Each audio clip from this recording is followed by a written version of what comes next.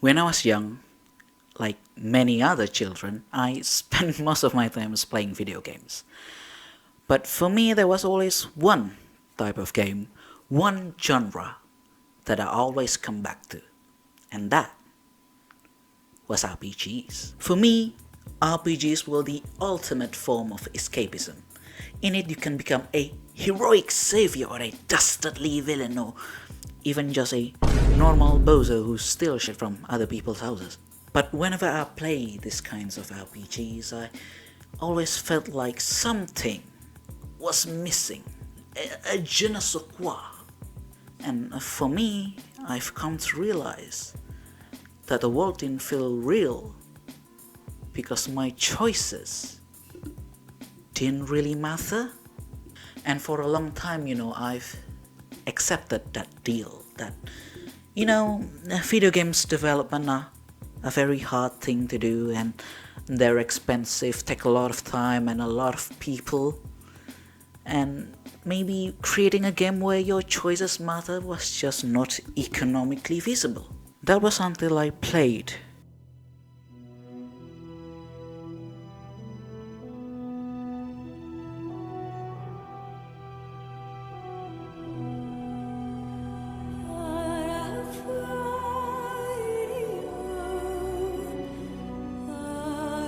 For me, DAO was everything I've wanted in an RPG, whereas JRPGs want you to experience a story and, play as a set character like Serenoa Wolfwood, what a shit name. And, Western RPGs prioritizes freedom.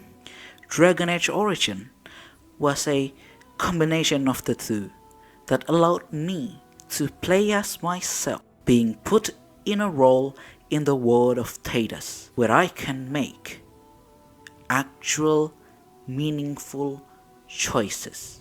Sure, the gameplay was pretty slow and pretty bad, to be honest with you, but that wasn't why I loved it. For me, I loved it because of the things that I could do in it, and it was revolutionary. Dragon Age Origins quite literally opened my eyes to a whole different genre of RPGs, more in the realm of those old school CRPGs like Baldur's Gate or Arcanum. I began to play games like Tyranny, Pillars of Eternity. Heck, I spent over 500 hours on Pathfinder Wrath of the Righteous, and it was Dragon Age that introduced me to this other world of story-rich, choice-based RPGs. When I finally wrapped up Dragon Age Origins, played all of the DLCs, played all of the content that was available to me, I said my goodbyes to the game. I really did. But for me it wasn't really sad, because when I played it in 2020, it was already a trilogy. Chapter 1: Rush Design. The first thing I did when I finished Dragon Age Origins was to rush to Steam and buy Dragon Age 2. I didn't even see any reviews or anything about the game. I just knew that if it was anything like Dragon Age Origins, Dragon Age 2 was going to be a banger. You can imagine my surprise when, in the prologue, the main character I know how much Lothering meant to you. actually talks. Not that there's anything wrong with that, it's just that, silent protagonists are there as a way for the player to infuse their own personality onto. And that was quite strange when I first saw it, but, maybe it's not that different. Maybe it'll even be good. Well, that was until I continued playing, and as I played, I realized that, this is a Mass Effect game. They even added the fucking dialogue circle. Unbeknownst to me, because I was playing this in 2020, that just a year after DAO, BioWare would release Mass Effect 2. Still, to this day, considered one of the greatest RPGs the world has ever seen. And so did many other people, because that thing made bank. And you know who loves money? it was made very clear to me that the design of DA2 was more in the line of the design of Mass Effect instead of Dragon Age Origin, so that the game could tap into the same market as those games. And EA, oh, they wanted that money. Instead of, focusing on dominating the very much dead genre of late 2000 CRPGs, after accepting that DA2 would be a somewhat different experience, I took it at face value and found that I actually enjoyed it quite a bit.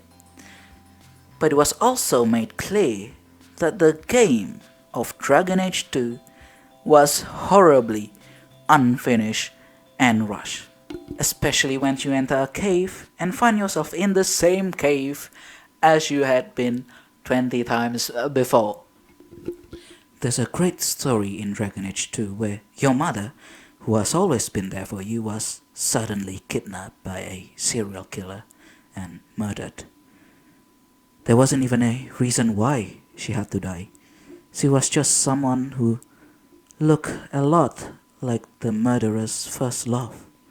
It was a tragic quest that taught you not to take anything at face value, not to take anything for granted, and that someone you love could be taken away, bang, at a moment's notice, for any reason, just like that. And that quest took place in the same fucking cave as literally an errand quest. In the end, DA2 wasn't DAO, but I still liked it quite a lot. Not as much as Dragon Age Origins, but enough. And so with cautious optimism now, I decided that I would like to continue with Dragon Age Inquisition Chapter 2, Unfocused Design. Going to Dragon Age Inquisition, I was actually still quite excited, despite the kind of disappointment of Dragon Age 2.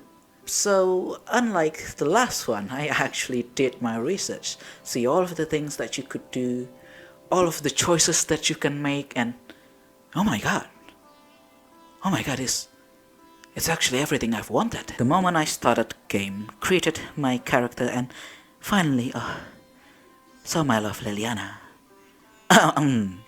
And finally being introduced to the world and choosing the words that I wanted to say, I was finally released into Dragon Age Inquisition. And then I tried to click to make my character move, and then I tried to click again on an enemy, and my character just won't move. And then as I got closer to the enemy, my companions, they began moving on their own? They changed the design again. There is a visible, step-by-step change from the original design of Dragon Age Origins into something completely different. And you could just feel this by playing the combat. In DAO, it was the classic CRPG combat. Tank and melee DPS in the front line, and then mage and archers on the back line. The fights were slow to encourage tactics and careful use of maneuvers and skills. In DA2, it was far less tactical. You could just spam your skills to your heart's content and just have fun, but the fundamentals were still there. In Dragon Age Inquisition, however, all that's left of the original design was gone. What you get was a box standard action RPG combat with the facade of the old CRPG design. Case in point, the ability to play as your companion. You can't even move your characters with your mouse. I mean, you can, there's a whole nother camera type you can use to do just that. But this shit is so ass. I mean, you can't even move the camera.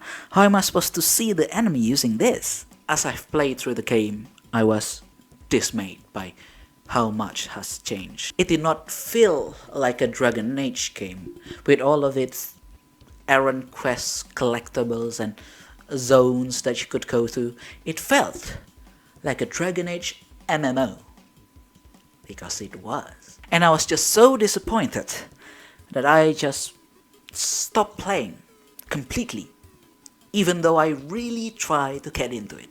But finally, on my sixth playthrough, I decided to power through the game, just so that I could say that I've played through all of the Dragon Age games. And then I found that holy shit, this is actually quite good too. Dragon Age Inquisition can be divided into two segments. The MMORPG segment, where you can run around in a zone and do boring shit, and the actual RPG segment where all the fun stuff happened. It was quests like this one and that one that gave me the lifeline to keep going. Not to mention that the companions and the story was really good too. All of them were quite distinct characters who were not only enjoyable but also made the world feel more alive, because all of them came from diverse backgrounds and diverse personalities. And while the pacing of the story could use some work, no other Dragon Age games made you feel as important with the choices that you're making as the AI. And trust me, they make you take some very consequential decisions. Oh, and I know that you agree with me, by the way, because everyone agrees that the last DLC was the best part of Dragon Age Inquisition. And that was because they threw out all of the MMORPG design and just focused on the original design of Dragon Age that made it popular in the first place. But there was one final hope, the second coming of Jesus for the Dragon Age franchise. The last game in the whole series that was gonna wrap it all up in a big ball of good stuff. And that game was Dragon Age Veilguard. Chapter 3. What even the fuck is the design anymore? You might ask yourself why I keep playing Dragon Age, even though with each subsequent installment I found myself enjoying it less and less. And that was because there was one thing that kept me coming back, and that was Dragon Age allowed you to import your world states. World states are essentially choices or decisions that you made in a previous Dragon Age game that you can import to Dragon Age 2 and Dragon Age Inquisition to make the world of Dragon Age reflects the choices that you made in the previous game. And it was amazing. It truly felt like your Dragon Age playthrough was your Dragon Age play. The continuation of the story of your old characters that affects your current characters. It really made you feel that the choices that you make in a Dragon Age game matters more than it does in other games. Something that no other game could do. That thing that you did 2 games ago, something that for some people they did years and years ago, that thing has an effect on this thing that you're doing right now. Sure, sometimes there's not a lot of content about it. I mean, if the hero of Ferelden survived the first game, the only mention that you get from him is his say from the other characters from Dragon Age Origins, or literally one single letter that he gives to you. But you know, that was still good. It still feels like that character that I played is alive and doing his own shit. It made the world of Dragon Age feel like the most alive video game world out there. When you see that old companion, say like Alistair, you realize that, oh, this is a person that has seen me, talked to me, experienced me, and now I see him again, experience a different kind of me.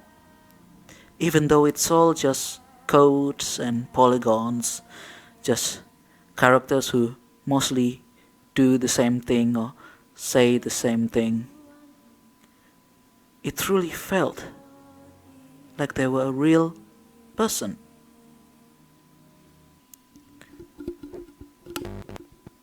Can you guess how many choices you can import to Dragon Age Veilguard?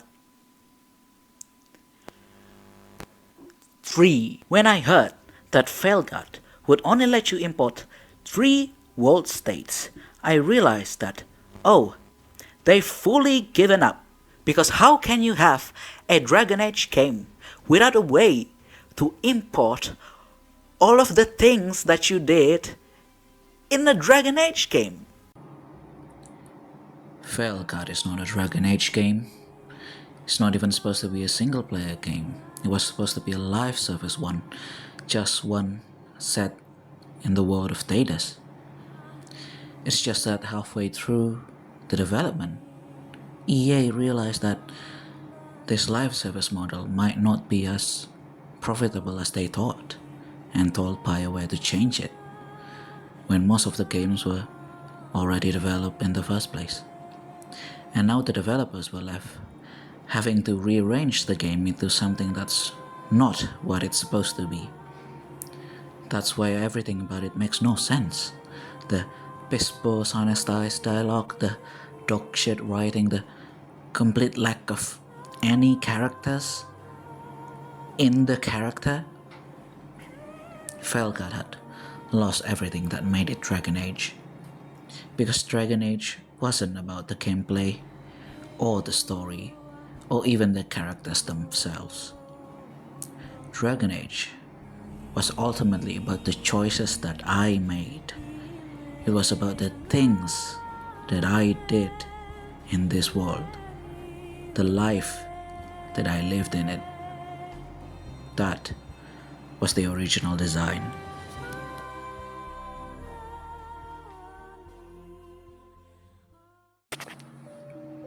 Hey, thanks a lot for watching my first ever real video. I did have one previously very badly edited Let's Play on FTL Faster Than Light. I wouldn't recommend you watching it, but if you want to, you can. If you've enjoyed watching the video, then feel free to leave a like, leave a comment, subscribe. It really does help the channel and me personally. And I guess I'll leave you with this very goofy dance that I'm gonna be doing in front of the camera for free for you all to laugh to. So yeah, thank you.